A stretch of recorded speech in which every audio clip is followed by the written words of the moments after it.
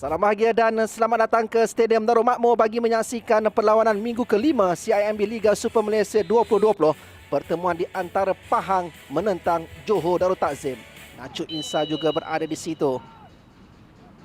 Terus dari Velasquez, cantik! Menewaskan Syarbini Alawi.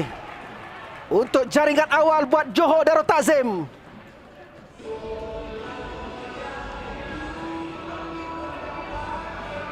Tidak mampu untuk Syarbini menggapai bola sepakan Velasquez. Jaringan pertama peribadi untuk musim 2020.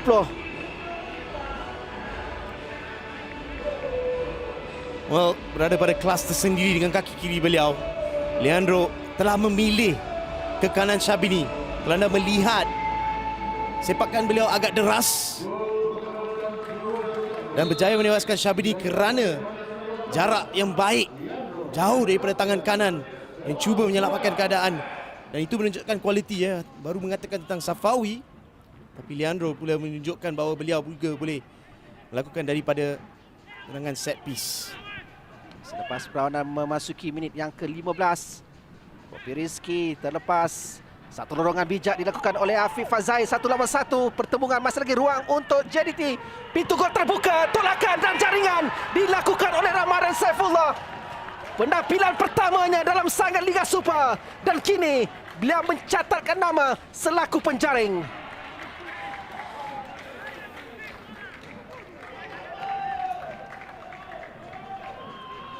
Ya, Pahang telah melakukan tekanan yang lebih tinggi ya, untuk memaksa mungkin JDT bermain lebih jauh, tapi bijak apabila Afiq Fazal menyedari bahawa Ardinesh mungkin berada dalam keadaan terlalu dekat dengan Ramadan yang boleh membuat satu larian jika bola diberikan di belakang Ardinesh.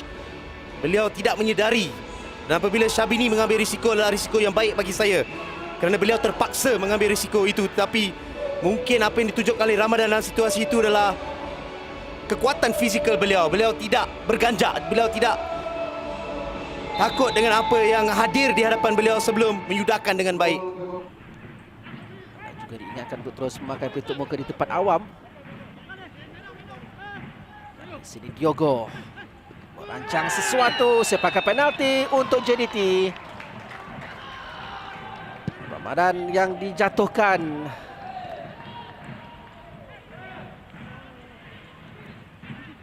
Kita akan menilai sekali lagi insiden ini.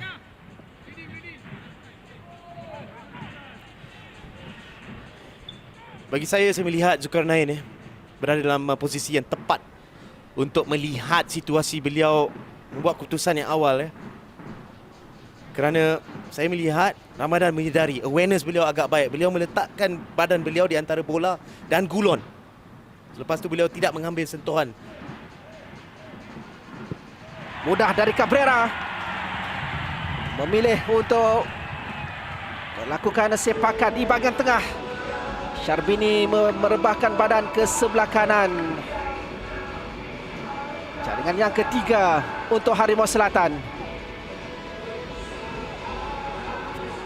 Dia bijak daripada Gonzalo Cabrera kerana beliau telah mungkin memastikan Syarbini akan terperdaya untuk ke kanan, tetapi beliau telah memilih ke bahagian tengah dengan penyudahan beliau.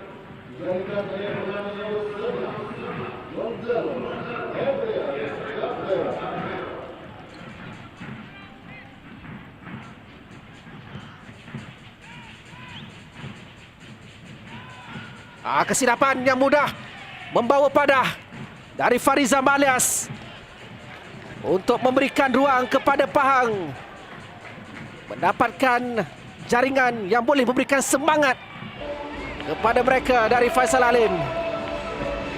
Farizal menyedarinya.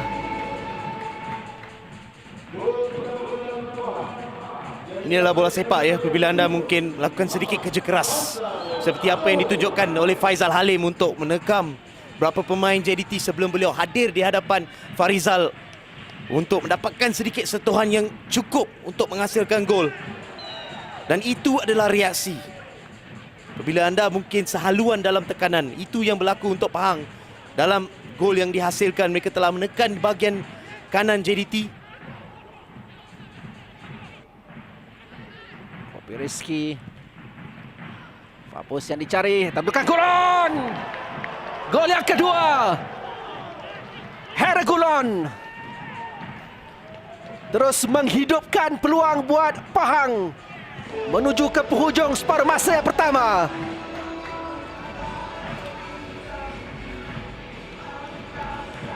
Semakin menarik, semakin teruja.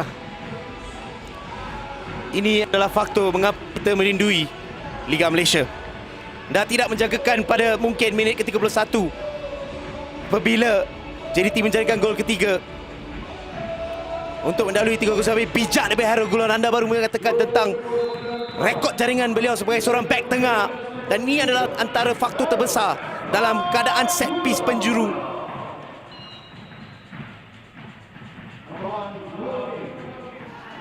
Pertembungan di bahagian tengah, Diogo yang merampas.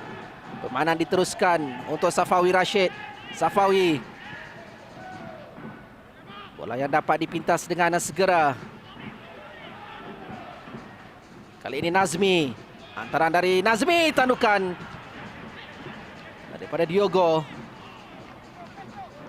Ya, JDT telah menaikkan tempo permainan mereka. Ya. Mereka sedang mempersoalkan pertahanan Pahang dengan tempo permainan mereka, pergerakan yang lebih halus.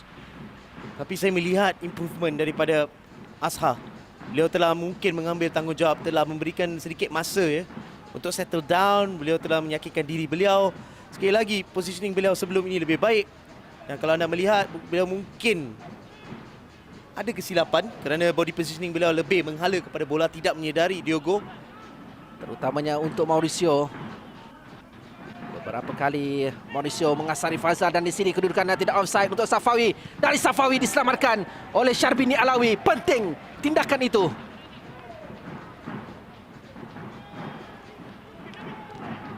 Safawi terlepas peluang keemasan setelah beliau dinafikan oleh Syarbini. Tamat aksi di antara Pahang dan juga Johor Darul Takzim.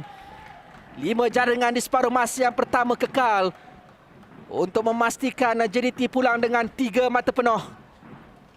Tirai jaringan yang dibuka menerusi gol seawal minit yang ke-5 yang dilakukan oleh Leandro Velasquez, kemudiannya Ramadan Saifullah pada minit ke-15, dan sepakan penalti Gonzalo Cabrera yang menewaskan Syarbini Alawi.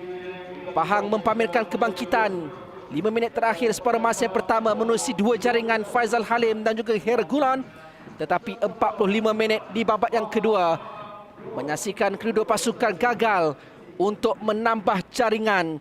Seterusnya mengekalkan kelebihan kepada Johor Darul Takzim untuk memuktamadkan keputusan di Stadium Darul Makmur. Pahang 2, Johor Darul Takzim 3.